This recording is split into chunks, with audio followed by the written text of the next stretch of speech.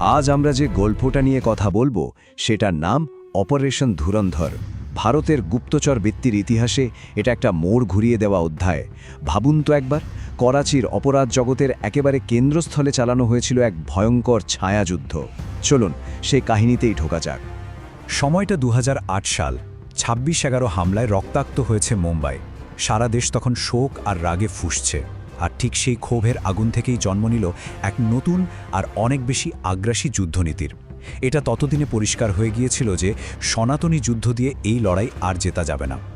এই নতুন নীতির মূল কথাটা ছিল খুবই সোজা সাপটা, ডিফেন্সিভ অফেন্স।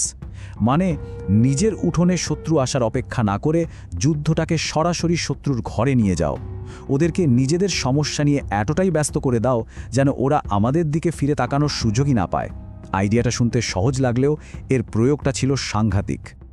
কিন্তু আসল প্রশ্নটা হলো, এই ছায়া যুদ্ধ এটা আসলে লড়ে কিভাবে? এখানে তো কোনো ইউনিফর্ম পরা সৈন্য নেই, কোনো নির্দিষ্ট যুদ্ধক্ষেত্রও নেই। যা আছে তা হলো শুধু ধোঁয়াশা আর ষড়যন্ত্র। আজকের এই বিশ্লেষণে আমরা ঠিক এই প্রশ্নটারই উত্তর খোঁজার চেষ্টা করব।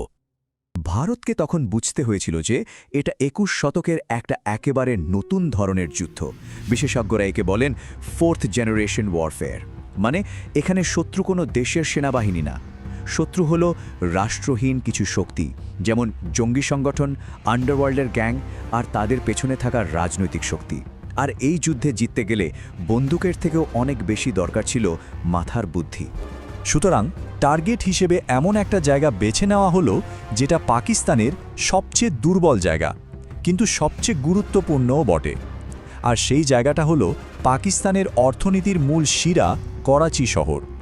আর করাচির ভেতরে আগুন লাগানোর জন্য বেছে নেওয়া হলো লিয়ারি নামের একটা জায়গাকে। লিয়ারি ছিল আইন কানুনহীন একটা বস্তি, যা আসলে গ্যাং ওয়ার, ড্রাগস আর রাজনীতির এক নিজস্ব দুনিয়া। এখন এই রকম একটা অসম্ভব মিশনের জন্য তো একজন অসাধারণ মানুষ দরকার, তাই না?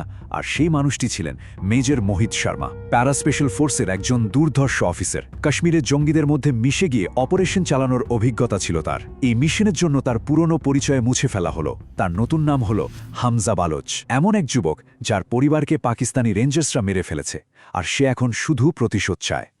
হামজার পাকিস্তানে ঢোকার প্ল্যানটা ছিল একেবারে নিখুঁত, 4টে ধাপে সাজানো। প্রথম ধাপ, একটা বিশ্বাসযোগ্য ব্যাকস্টোরি তৈরি করা।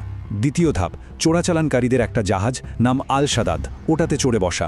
তৃতীয় ধাপ, করাচির কুখ্যাত কেমারি জেটিতে নামা, যেখানে আইন বলে কিছু নেই।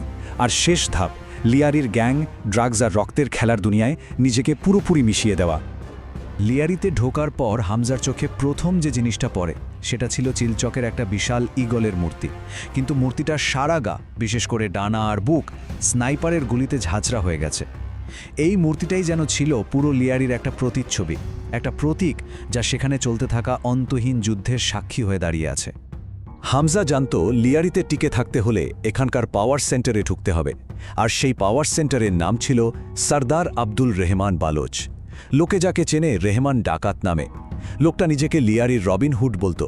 একদিকে যেমন গরিবদের জন্য সাহায্যের হাত বাড়িয়ে দিত, অন্যদিকে ওর শত্রুদের জন্য ছিল সাক্ষাৎ মৃত্যুদূত। খুবই ক্যারিসম্যাটিক, কিন্তু ভয়ঙ্কর রকমের নির্মম। কিন্তু রেহমানের দলে ঢোকাটা অত সহজ ছিল না। হামজাকে একটা পরীক্ষা দিতে হলো। তাকে বলা হলো বিরোধী গ্যাংয়ের একজন স্পাইকে খুন করে নিজের আনুগত্য প্রমাণ করতে। এটা ছিল একটা চরম মুহূর্ত। একটা ভুল পদক্ষেপ নিলে হামজার পুরো মিশন তো বটেই, তার নিজের জীবনও শেষ হয়ে যেত।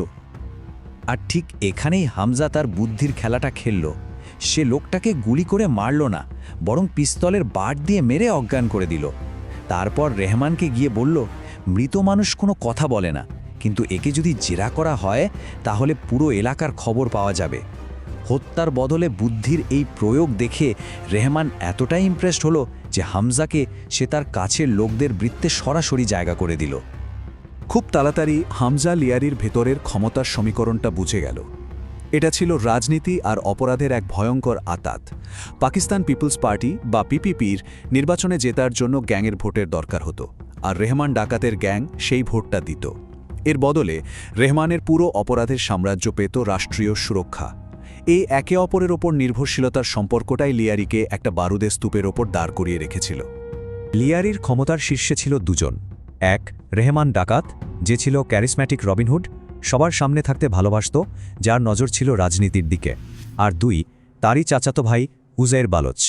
উজাইর ছিল ঠিক তার উল্টো, ঠান্ডা মাথার একজন কৌশলী, যে পর্দার আড়ালে থাকতে পছন্দ করত, আর তার একমাত্র লক্ষ্য ছিল ক্ষমতা। হামজা বুঝতে পারল এই দুজনের মধ্যে একটা সূক্ষ্ম ফাটল আছে, আর এই ফাটলটাকেই কাজে লাগাতে হবে। এরপর হামজা তার আসল খেলাটা শুরু করল। সে ঠিক করল লিয়ারিতে সত্যিকারের বিশৃঙ্খলা তৈরি করতে হলে রেহমান ডাকাতকে সরাতে হবে, কারণ রেহমান সরে গেলেই একটা পাওয়ার ভ্যাকুয়াম বা ক্ষমতার শূন্যতা তৈরি হবে, আর সেই শূন্যতা পূরণ করার জন্য গ্যাংগুলোর মধ্যে শুরু হবে ভয়াবহ যুদ্ধ। পরিকল্পনা মতোই হামজা রেহমানের গোপন আস্তানার খবরটা ফাঁস করে দিল। কিন্তু খবরটা কাকে দিল? দিল করাচি পুলিশের সবচেয়ে ভয়ঙ্কর অফিসারকে, এসপি চৌধুরী আসলাম খান। এনকাউন্টার স্পেশালিস্ট হিসাবে পরিচিত, গ্যাংস্টারদের কাছে যিনি ছিলেন এক মূর্তিমান আতঙ্ক, যাকে অনেকে অজেয় বা আনকিলেবল বলতো। হামজার প্ল্যানটা ছিল দারুণ, তাই না? রাষ্ট্রের একটা অস্ত্র দিয়েই রাষ্ট্রের আরেকটা অনানুষ্ঠানিক সম্পদকে ধ্বংস করে দেয়া। হামজার প্ল্যান একেবারে নিখুঁতভাবে কাজ করল। 2009 সালের অগস্ট মাসে এক এনকাউন্টারে চৌধুরী আসলামের হাতে রেহমান ডাকাত মারা গেল, আর সাথে সাথেই লিয়ারির পুরো ক্ষমতা চলে গেল উজাইর বালোচের হাতে, যে ছিল রেহমানের চেয়েও অনেক বেশি নৃশংস। লিয়ারিতে তৈরি হলো টর্চার সেল, গ্যাং ওয়ার পৌঁছালো এক নতুন পর্যায়ে, আর সব গ্যাংগুলো একজোট হয়ে তাদের 1 নম্বর শত্রু হিসাবে টার্গেট করল চৌধুরী আসলামকে। কিন্তু চৌধুরী আসলামকে মারা তো প্রায় অসম্ভব একটা ব্যাপার ছিল। তার সাজোয়া গাড়ির কনভয়ের এর আগেও বহুবার হামলা হয়েছে, কিন্তু প্রতিবারই সে কোনো না কোনোভাবে বেঁচে গেছে। তাহলে প্রশ্ন হলো, এই অজেয় মানুষটাকে শেষ পর্যন্ত হত্যা করা যাবে কিভাবে? উত্তরটা ছিল বিস্ফোরকের পরিমাণে। কোনো ছোটখাটো বোমা নয়, তাকে মারার জন্য ব্যবহার করা হয়েছিল প্রায় 200 কেজি বিস্ফোরক ভর্তি একটা আস্ত গাড়ি। আর এখানেই গল্পের সবচেয়ে শকিং মোড়টা আসে। হামজা এই ভয়াবহ অ্যাটাকের প্ল্যানটা আগে থেকেই জানত, কিন্তু সে এটা আটকায়নি, ইচ্ছে করেই হতে দিয়েছিল। কারণ তার মিশন কোনো একজন ব্যক্তিকে বাঁচানো বা মারা ছিল না। তার আসল উদ্দেশ্য ছিল করাচিকে পুরোপুরি অস্থিতিশীল করে দেওয়া। চৌধুরী আসলামের মৃত্যুটা শুধু একজন পুলিশ অফিসারের মৃত্যু ছিল না, এটা ছিল করাচির পুরো সিকিউরিটি সিস্টেমের শিরদাঁড়া ভেঙে দেওয়া। আর এর মাধ্যমেই মিশন তার চূড়ান্ত লক্ষ্যে পৌঁছেছিল। এই যে অপরাধের অর্থনীতির একটা ছবি দেখা যাচ্ছে, এটা বুঝতে সাহায্য করবে যে হামজা ঠিক কতটা বড় একটা নেটওয়ার্ককে কাজে লাগিয়েছিল।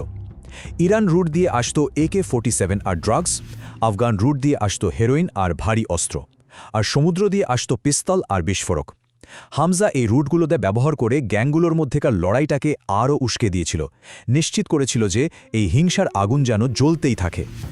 চৌধুরী আসলামের মৃত্যুর পর করাচি যখন কেয়সের মধ্যে ডুবে আছে, আর হামজার পরিচয়ও ফাঁস হয়ে যাওয়ার একটা ঝুঁকি তৈরি হয়েছে, ঠিক তখনই দিল্লি থেকে সিগন্যাল এলো মিশন কমপ্লিট। হামজার এবার ফিরে আসার সময় হয়েছে, তাকে নিরাপদে বের করে আনার ব্যবস্থা করা হলো। অপারেশন ধুরন্ধর তো শেষ হলো, কিন্তু একটা খুব বড় প্রশ্ন রেখে গেল। এই যে ছায়াযুদ্ধ, এখানে একজন দেশপ্রেমিক আর একজন দানবের মধ্যেকার সূক্ষ্ম সীমারেখাটা ঠিক কোথায়? জাতীয় নিরাপত্তার জন্য একজন সোলজারকে কতটা নির্মম হতে হয়, এই প্রশ্নের উত্তর হয়তো কোনোদিনই স্পষ্টভাবে পাওয়া যাবে না।